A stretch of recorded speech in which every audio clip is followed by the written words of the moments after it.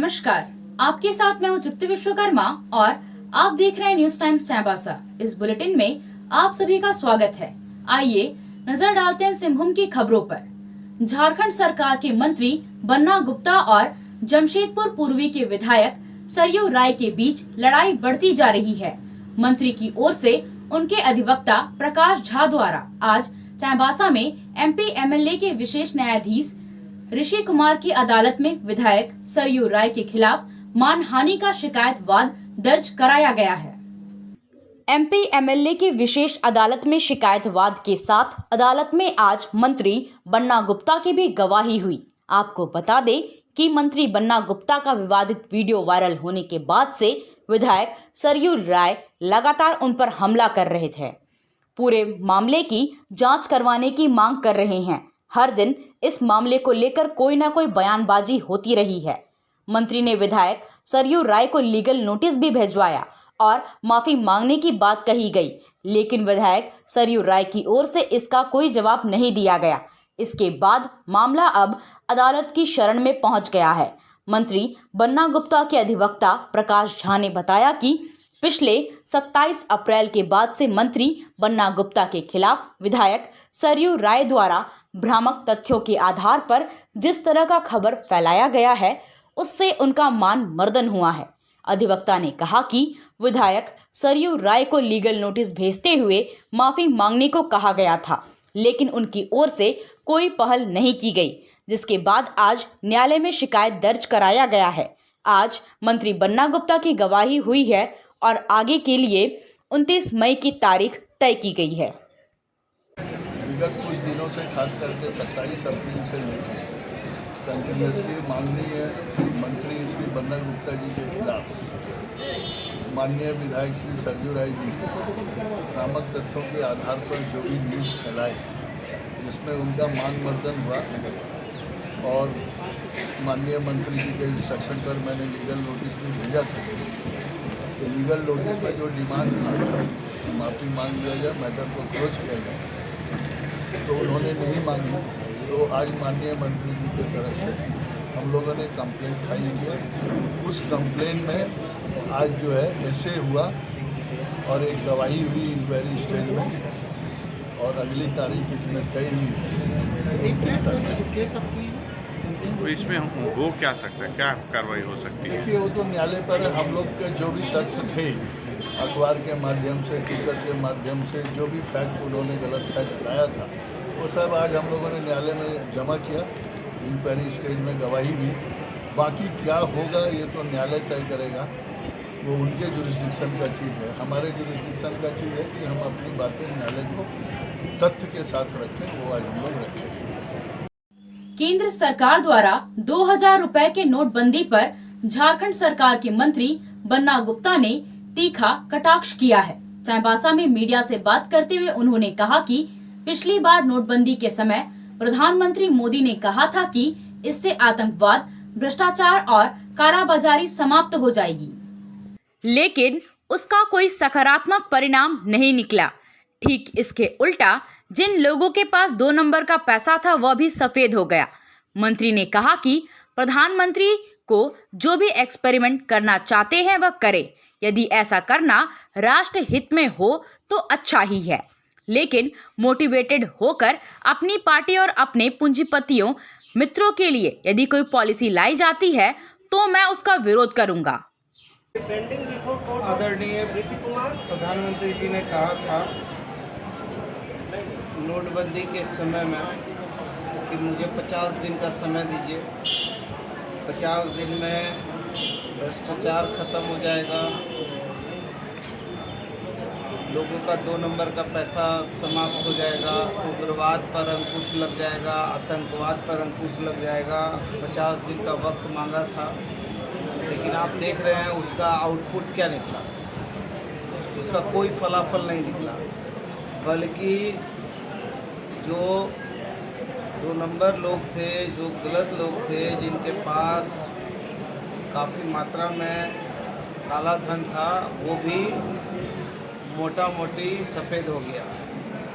अब 2000 का ये प्रतिबंध कर रहे हैं, तो हम तो कहेंगे कि आपको जो भी एक्सपेरिमेंट करना है कीजिए, अच्छी बात है। यदि राष्ट्र हित में कोई एक्सपेरिमेंट कर रहे हैं और उससे राष्ट्र का भला हो, राज्य का भला हो, तो करना चाहिए प्रधानमंत्री जी को, लेकिन उसके इन आउट को समझते हुए करना चाहिए।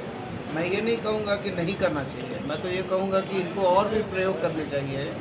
यदि राज्य हित में, राष्ट्र हित में इनके प्रयोग भगवान करे सफल हों, अच्छे हों और वो राष्ट्र के हितों में हों, लेकिन मोटिवेटेड होकर अपने पार्टी को लाभ पहुंचाने के लिए, अपने कार्यालय बनाने के लिए, अपने भवनों का निर्माण करने के लिए और अपने पूंजीपति मित्रों को फायदा पहुंचाने के लिए यदि कोई पॉलिसी लाई जाती है तो इसका हम विरोध करते हैं।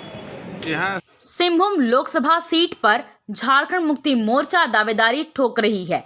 वहीं कांग्रेस ने भी अब जगन्नाथपुर के साथ साथ चाईबासा सदर विधानसभा क्षेत्र से भी दावा ठोकना शुरू कर दिया है। इस मसले पर कांग्रेस के कोटे से झारखंड सरकार के मंत्री बन्ना गुप्ता ने क्या कुछ कहा, आइए सुनिए। देखिए, चूँकि मैं पार्टी का एक समर्पित कार्यकर्ता हूँ और पार्टी के हमारे अध्यक्ष हैं, प्रदेश अध्यक्ष जी हैं, हमारे CLP लीडर साहब हैं, हमारे प्रभारी अविनाश पांडे साहब हैं, वो लोग अधिकृत हैं इन सवालों के जवाब के लिए। चूँकि मैं एक छोटा कार्यकर्ता हूँ तो मैं समझता हूँ कि ये पार्टी की नीतिगत मामले हैं और गठबंधन के मामले हैं। इसमें बेहतर और सटीक जवाब प्रदेश अध्यक्ष जी, CLP साहब या प्रभारी जी देंगे। चक्रधरपुर में पंप रोड स्थित बिजली विभाग के विद्युत आपूर्ति अवर प्रमंडल कार्यालय में बिजली बिल ब्याज माफी ऊर्जा मेला का आयोजन हुआ।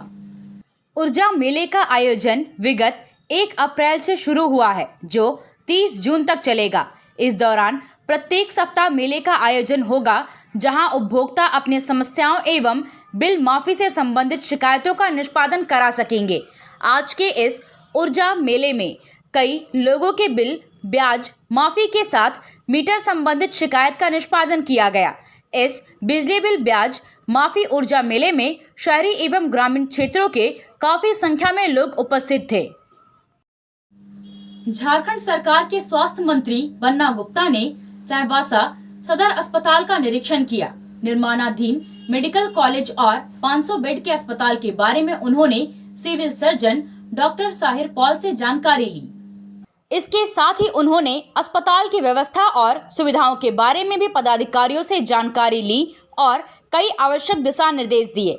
निरीक्षण के बाद मीडिया से बात करते हुए स्वास्थ्य मंत्री ने कहा कि वर्तमान में सदर अस्पताल में 100 बेड की व्यवस्था है, जिसके कारण ओवर क्राउड है। जब तक 500 बेड का अस्पताल बनकर तैयार नहीं हो जाता है, तब तक इस समस्या का समाधान नहीं हो पाएगा। उन्होंने कहा कि यहाँ सौर ऊर्जा से बिजली का उत्पादन होता था, लेकिन फिलहाल वह बंद पड़ा है। इको फ्रेंडली एनर्जी मिल सके, इसके लिए उसे ठीक कराने के लिए सिविल सर्जन को कहा गया है। मंत्री ने कहा कि खराब हो चुकी गाड़ियों के बारे में भी जानकारी ली गई। सिविल सर्जन को सारी चीज़ों के बारे में अपडेट रिपोर्ट देने को कहा गया है, ताकि चाईबासा सदर अस्पताल की व्यवस्था को धीरे धीरे और व्यवस्थित किया जा सके। सदर अस्पताल अचानक सदर अस्पताल आए हैं। यहाँ कुछ चीज़ों की जानकारी प्राप्त किया। एक तो जो सौर ऊर्जा से यहाँ कार्यक्रम सब हो रहे थे और बिजली का उत्पादन हो रहा था, और सौर ऊर्जा एक अच्छी व्यवस्था है, इको फ्रेंडली भी है। तो वो अभी मैंने पूछा तो पता चला कि वो बंद है, तो उसको भी हम संज्ञान में लेके आगे उस पर कार्रवाई करेंगे। साथ ही 500 बेड का हॉस्पिटल बनना है, ये काम सब रुका हुआ था, इसको फिर से हम लोगों ने चालू करने का निर्णय लिया है। तो अभी इसकी हमने सिविल सर्जन साहब को कहा है कि इसकी अद्यतन स्थिति से अवगत कराइए। बाद वही कितनी गाड़ियाँ कंडम है कंडम हो चुकी हैं, कहाँ पर क्या व्यवस्था है, उस सब की भी जानकारी लिया है। और अस्पताल कैसे ठीक ठाक दुरुस्त हो, इसका प्रयास निरंतर लगा रहेगा। हालांकि ये 100 बेडेड है, लेकिन ओवर क्राउड है और जब तक 500 बैलेट नहीं बन जाता है उस क्राउड को नहीं रोका जा सकता है। कई चीज़ों की जानकारी लिया है और सुधार के लिए हमने कुछ आवश्यक दिशा निर्देश दिए हैं। संभवतः जो है हमारे आने के बाद और सुधार होगा, ऐसी उम्मीद है। बंदगांव थाना पुलिस ने हत्या के आरोपी सनिका कुम्हार को गिरफ्तार कर न्यायिक हिरासत में जेल भेज दिया है। 11 मई को कोनसैया गांव निवासी 23 वर्षीय मंगरा कुम्हार की धारदार हथियार से हत्या कर दी गई थी। मामला दर्ज करने के बाद पुलिस ने जांच पड़ताल शुरू की और आरोपी को गिरफ्तार कर लिया। आया आया नीलम शू में स्कूल का पोशाक, लड़का लड़की छोटा बड़ा मिलेगा हर नाम। नीलम शू, जी हाँ, नीलम शू का वादा, दाम कम मजबूती ज्यादा। नीलम शू, राजाबाड़ी गली, सदर बाजार, चायवासा। आया आया नीलम शू में स्कूल का पोशाक, लड़का लड़की छोटा बड़ा मिलेगा हर नाम। नीलम शू लेकर आया है सभी स्कूलों का स्कूल ड्रेस। डीएवी स्कूल, संत जेवियर स्कूल, जिला स्कूल, एसपीजी मिशन, संत विवेका, रुंगटा, स्कॉट स्कूल इत्यादि के school dress, school bag, school जूते, मोजे, स्कूल बेल्ट, टिफिन बॉक्स इत्यादि उत्तम क्वालिटी के किफायती दामों में उपलब्ध है। तो अवश्य पधारें। नीलम शू, राजाबाड़ी गली, सदर बाजार, चायवासा। जी हाँ, नीलम शू का वादा।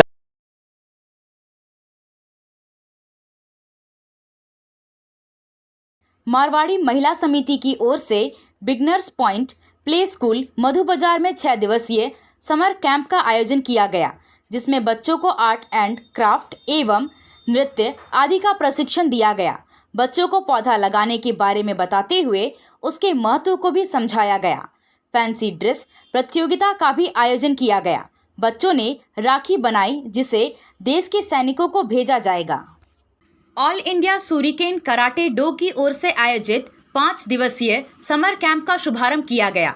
इसका उद्घाटन रेलवे के IW सुभाष कुमार ठाकुर ने किया। उन्होंने कहा कि कराटे सभी को सीखना चाहिए, इससे शरीर और मस्तिष्क दोनों स्वस्थ रहता है। आत्मरक्षा के लिए लड़कियों को खास तौर से कराटे सीखना चाहिए। सेंसाई श्यामल दास ने बताया कि 5 दिवसीय शिविर में काता और कुमिते फाइटिंग के साथ साथ सेल्फ डिफेंस का भी प्रशिक्षण दिया जाएगा। ऑल इंडिया शूरिकेन कराटे के ग्रैंड मास्टर संजय प्रसाद द्वारा विशेष प्रशिक्षण दिया जाएगा। प्रधानमंत्री टीबी मुक्त भारत अभियान के तहत निश्चय मित्र बनकर पश्चिमी सिंहभूम के civil surgeon doctor Sahir Paul ने खुटपानी प्रखंड के 6 टीबी मरीजों को गोद लिया है। वह उन्हें अगले 6 महीने तक पोषक आहार उपलब्ध करवाएंगे ताकि मरीजों का इलाज होकर स्वस्थ हो सके। जगन्नाथपुर प्रखंड के मोगा दिघिया में कई महीने से खराब पड़े 25 केवीए के ट्रांसफार्मर को सांसद गीता कोड़ा की पहल पर बदल दिया गया है। असंगठित कामगार कांग्रेस के प्रखंड अध्यक्ष सूरजमुखी ग्रामीणों के साथ बिजली विभाग के कार्यालय पहुंचे, जहां से नया ट्रांसफार्मर मुहैया कराया गया। नया ट्रांसफार्मर मिलने से गांव में एक बार फिर रोशनी पहुंचने का रास्ता साफ हो गया है।